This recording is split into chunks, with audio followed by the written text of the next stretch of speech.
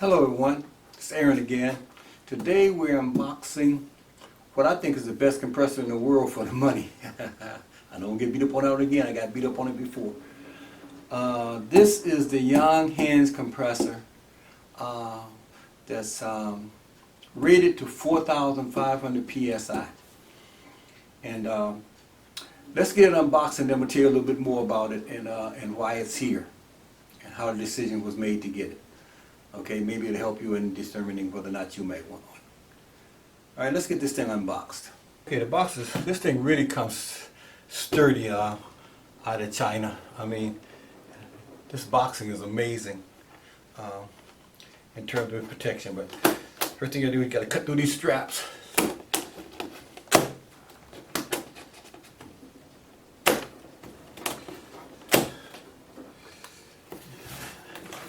And after doing so, the top comes right off,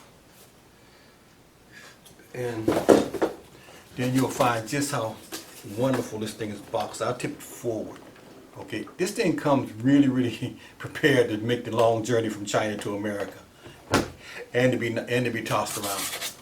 But as you pull these items out to enclose the content, you'll find everything in the box that you need to do it. So let me do this. Let me go off camera and take this thing out, because it's kind of a arduous process because it is very heavy. Okay, we're back. We have it unboxed now, and let's just show you some of the items that come with it. Okay, this is the water pump. This is what keeps the item cool during this operation. And what I want to do here is I want to talk to you a little bit later about how to make this machine last a long time. But right now, let's continue with the unboxing. So with the water pump, we have a two-way, I'm going to say siphon hose, one for in and one for out, so the water will come in and then go back into the bucket and circulate in that manner. You also have the user's manual. And the user manual is really complete. You know, you should read through this when you get it, because it really does tell you basically everything you need to know about this thing and how it's set up. Then you get a bag of goodies here. One of them is the thermometer. This is what you want to keep an eye on to make sure that this thing doesn't overheat. There are two things that can kill this thing: overheating and letting the oil either run out or get too old. So this thing here, you just place it in the hole at the top here. It fits in, and once that's in, and this is the little monitor that goes down in there by the engine that tells this thing how hot it's getting in there. So you just take this, drop it in, then whichever way you're going to have it configured, you can turn it left or right. I'm going to leave it out because it's not mine. Let them decide where they like to put it. Then you have here is your fill hose. This is what you're going to do. You're going to connect this up, and I'll show you that in a minute, and you're going to fill your tank or your gun with that. And one thing I really like about this thing is that it comes with all of the O-rings and fittings and blowout fittings and that sort of thing that you're going to need in case this thing has a problem, it has a leak. Everything is there. You don't have to order anything. And also some replacements, filters for the filter that is here. And we'll talk about trying to really come up with a better system than that in a moment. Then lastly, just your screws for depressurizing that thing, and then a little filter that goes on it. That's basically it. So let's go ahead and move in and show you the actual setup of everything here before we move on and talk about some other things. Okay, I've inserted the two little button batteries in here, and as you can maybe be able to see, I don't know if you can, this thing is Celsius, but I don't even pay attention to this thing in terms of the temperature, because I'm going to show you a trick that I use on mine where you're never even going to have to monitor the temperature of what's going on there, because it's never going to get hot. And it's gonna really be effective in saving everything, actually. So I'm just going to pop this into place.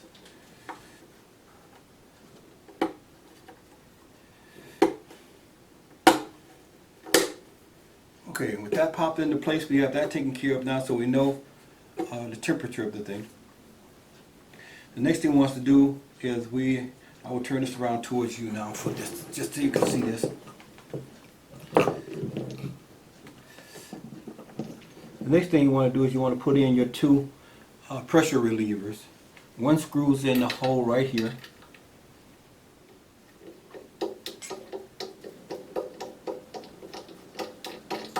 And what this does is it actually pushes in a little tab in there, let the air fly out, and then out is when it's loose. And there's one on the other side. I won't flip this around because there's one on the other side that looks exactly like that. And that's what they are. They're the pressure release valve. And you'll see that in your manual when you get it. So I'll just screw that in, just so we can have that in place. And it's there. Next thing we want to do is we want to attach the fuel probe to it. And the fuel probe is actually on this side. Turn around. And all you're going to do is you're going to take it, and you're going to screw it in here. I recommend, though, that before you do that, you put some type of sealer around here, because you don't want any leaks. It will slow down the filling process. Oh yeah, let me just throw out a couple more recommendations too while I'm thinking about it. You always forget something. One, I have my fuel station in my house in the basement.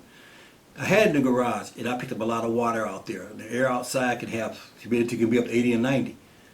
In my house, in my basement, we have a dehumidifier running year round. The humidity, I have the humidity set for 45%. So if it's 90% outside and it's 45% in here, this thing is not just natural, it's not going to pick up as much air. My basement is dry. Okay, so keep it inside. If you keep it in the air in a place where you're actually controlling the humidity, it's even better because it's going to cut down the amount of humidity this thing picks up. You're going to pick up a lot more outside than you will in your house if you got the humidity or the air conditioning going. Another thing is earmuffs. If you got this thing in your house, it makes noise, folks, when you get close to it. Put on earmuffs. Warn. I always do it when my wife is out because it makes a lot of noise. Or I go up and warn them I'm about to turn it on. And I put on these things. Last thing. On mine, I know of 3. And I know that there's a very good chance that this one, the one that's going to my nephew, I'm going to check it out for him. These things are going to have a leak somewhere. Guarantee you. Okay, what I mean by a leak, I don't mean a big leak. You know, you might spray on these, just see little frizzy bubbles, which is barely a leak. But you don't want any of that because, especially if it's bubbling, because what's going to happen is this is going to have to work even harder to get it up to 3,500 pounds and even longer. And that's going to build up heat. That's going to use the oil up and everything else. So when you get this thing, set it up, start it pumping on your tank. When it gets up to about 2,000 psi, take this, any kind of, I like Windex. Take this Windex and spray it on every joint. And if you don't see any bubbles coming off that joint, you're good to go from now on. If you do, all you do is tighten. I never had to take anything apart. I had a leak in 2 places. I had one right up in this area, and I believe I had one here and here, in the high pressure and the low pressure. I just took a thing and tightened it. It's just like when they're in the factory, they just tightened it. I don't think they're torquing it to any specs. I think they're just turning these things out. I mean, for $250, I mean, I think that's what's happening. So make sure you go in and you torque these things down so that you have no leaks, because it's going to really save you in the end. Test for leaks first thing after you get the oil in it, and make sure that you got the water in there before you do. Don't be in a hurry and leave the water out, because you leave the water out and you let this thing pump for more than 3 or 4 minutes, there's a very good chance when you come back you're going to have a blown machine. So check your water levels. Okay, let's move on. Okay, we're back. And I've switched out my nephew's pump over there for mine because I want to talk to you about a few things that I think are going to really, really help you save your pump and have it working for years and years and years for you. First of all, let me just go through a little bit of a setup of mine that is here. Okay, since then I've gotten a more powerful water pump for it, only because I burned up the last water pump. I forgot to put water in it. Okay, And I'm gonna tell you this. I'm gonna show you a secret that this thing here is supposed to be dead now. This thing is supposed to be blown up, and I'm supposed to have another one here. But there was always a practice that I did before I started this compressor. Okay, and this is what it is. Two things will kill this thing: heat and bad oil or lack of oil will kill it immediately. That's why I say keep an eye on your oil, and when your oil starts to turn a little black or gray or whatever, change it out. Don't go on hours, don't go on anything else. Look at your oil. If your oil is starting to look a little tainted, then change it out. Doesn't cost anything. The second thing that's going to kill this thing is heat. Okay? And I'm going to tell you, I forgot to put water in the tank. Okay? And I started the compressor up. This compressor ran for 5 minutes. And it did not burn up. And this is why. I have a practice. What I have here, and I want you guys to follow this. It's going to really save you. It saved me. It's going to save your gun. It's going to save everything. It's going to cut down the amount of heat that's actually going into your cylinder. And the heat that's going to the cylinder can break the cylinder down over time too. I have here 2 socks. There's 2 places where the heat is going to build up most rapid. And they are in this line right here, which is the secondary pump line where the high pressure, this is low pressure, this is high pressure. So the air that's going in here is low pressure, and that's the first stage. Then it's pumped up to here, which is the second stage, which pumps it up, which is the major pump. The air that's coming out of here and going and circling around and going down here, this thing is going to get red hot. You touch it. The second one is the one that's coming out the top and going all the way down to here. These two are going to get extremely hot. I noticed that. This one's going to get warm. These are going to get hot. What you want to do is this. I just use socks. I take this sock in, I wet it before I start. I wet this thing, get it soaking wet. And then I just take it and I wrap it while it's soaking wet around these 2 pump areas. Tubing areas. Just around and around and around like that. Okay? And I do a better job of just doing that quick for you. Okay? Then I'm going to take my second one and I'm going to do the same thing around the one that's coming out, around this top one, and around here. And just keep it going all the way down to here.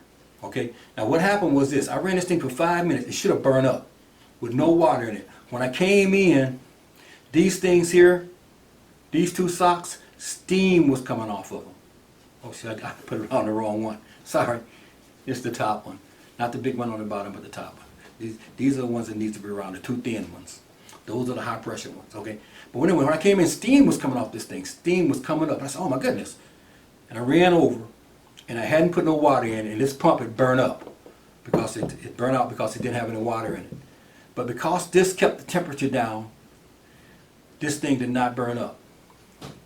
These things here were steaming, but it did not burn up. So if you want to save yours, 2 things. Change the oil and make sure that you wrap something wet, dripping wet, around this cylinder here, around this tube here, and the tube is coming out of the top, is coming down, that feeds into the gun.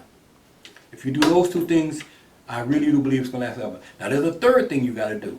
This is going to help, but if you do this third thing, I don't know how this thing might last forever. This thing is rated for 4,500 PSI.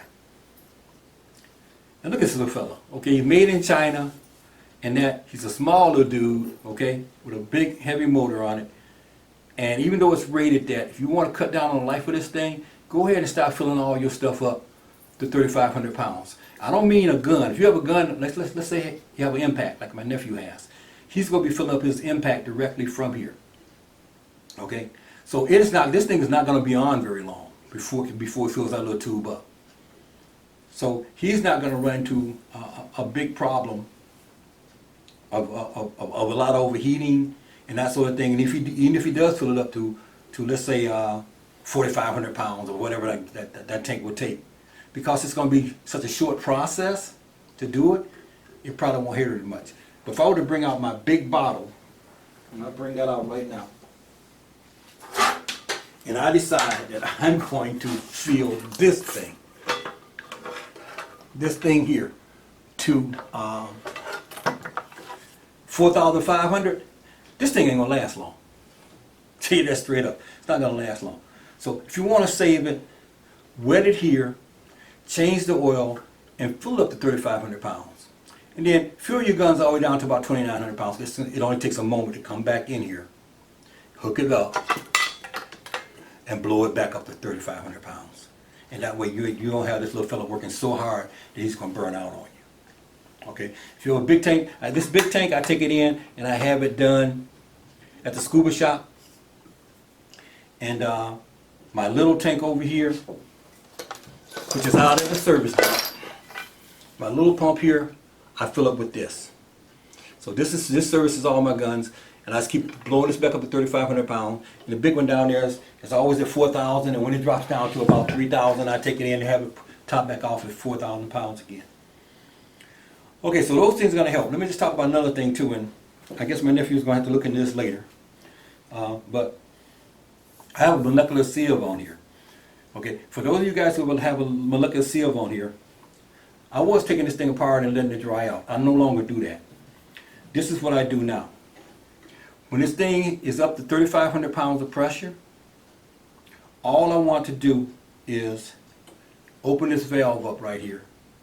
And all of that pressure that is in this line, which is 3,500 pounds, is going to blow back through this thing.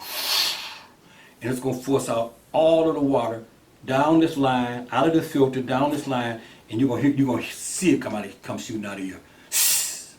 Okay, that's going to get out enough of the moisture that you're ready for the next round. I just blow it out. I don't take it apart no more and let it drain. I just blow it out.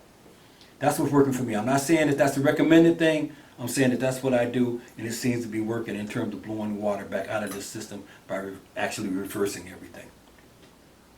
So with that, those are my hints in terms of taking care of that. And you'll notice too that once you wrap the rags around here, the heat temperature on this little gauge back here will hardly move, because all of that heat is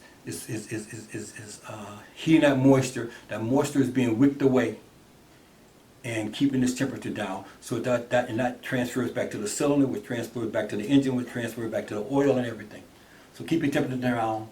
Don't fill your gun past 3,500, and change your oil often. Okay, let's talk a little bit about how we made this decision financially and how we came up with why he should buy this pump rather than some of the other things he was considering. Okay, we're back. Let's talk a little bit about how I got my nephew to come to the decision that he should go ahead and get the Yong Heng compressor compared to some of the other options that he was looking at. Okay, first of all, he wanted me to look up a tank for him. So we looked up tanks, and I found that the tanks with all the setups and everything coming from the PCP stores were right around $800, $850 for a carbon tank. So that's $800. I was thinking, nah, that's really too much. You really don't need to do that in terms of just being effective with his gun. And then he looked at, okay, let's go and get some like I did, some aftermarket fire and rescue tanks off of eBay. But the ones that were on eBay were already, it's 15 years and that thing is done. You can't have them legally filled anymore. All of them were past the legal date. Even though we were finding them for about $125, $150. We found some for $250 that had a few years left on them. But over time, that wouldn't have been a good option either.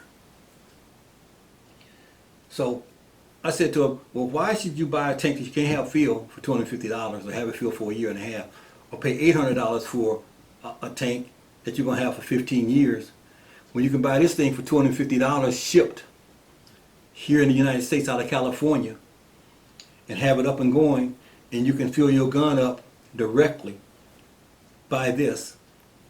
And also he has a scuba tank because he has a Gamma Urban that he got earlier, and I did a review on that.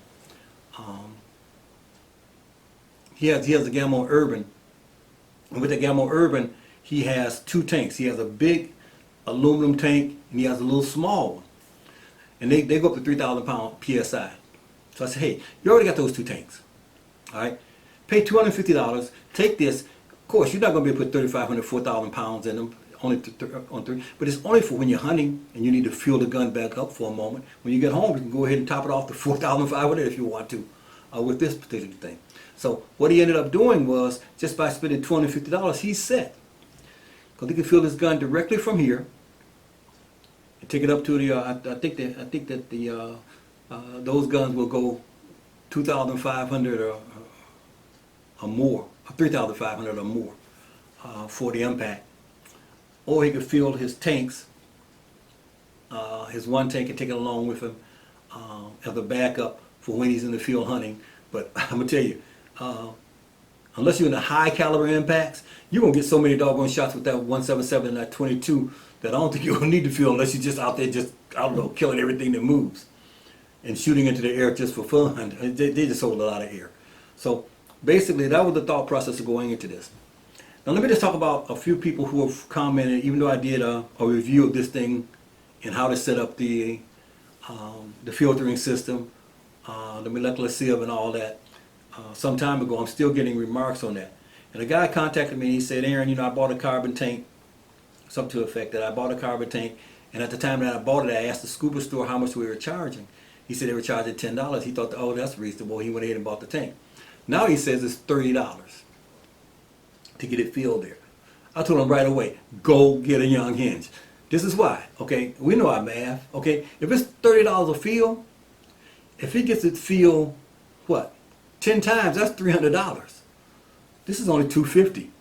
He could get this, fill his own tank, and never have to worry about the scuba store again. He's done with it.